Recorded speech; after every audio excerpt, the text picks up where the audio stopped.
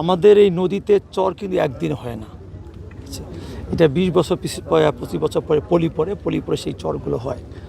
তো সেক্ষেত্রে সেগুলো আজকে আমরা দেখলাম। সেখানে বিশেষ করে আমাদের নদীর ক্ষেত্রে অনেকগুলো মন্ত্রণালয় সম্পৃক্ত আছে। হয়তো আমাদের পানি সম্পদ মন্ত্রণালয় আছে, এখানে নৌ পরিবহন মন্ত্রণালয় আছে, অনেকগুলো বিষয় আছে। আমরা এই জন্য আমরা টিম করে সবাই দেখে আসলাম।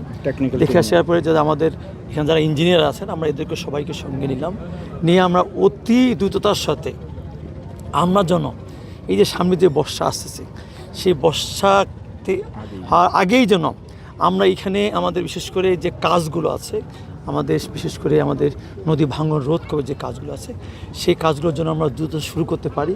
এবং আপনারা যে চরের কথা বলছেন, এটা আমাদের আসলে এই অঞ্চলে পদ্মা ঘিরে কিন্তু এই সমস্যাগুলো দীর্ঘদিনের। কিন্তু আপনাকে একটা জিনিস চিন্তা করতে হবে, এই সরকারের মেয়াদ কেবল 2 মাস।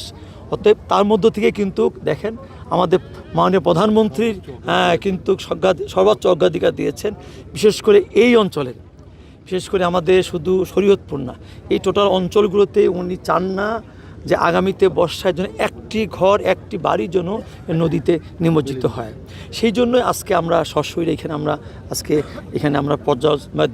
দেখে গেলাম এবং আশা করি আমরা আমাদের মাননীয় প্রধানমন্ত্রীকে এই বিষয়টা আমরা অবগত করব এবং আমরা আরও দ্রুততার সঙ্গে আমরা যেন কাজগুলো আমরা সম্পন্ন করতে পারি এবং এই এলাকার মানুষ যেন ভাঙন থেকে রক্ষা পায়, তার আমরা ব্যবস্থা করব।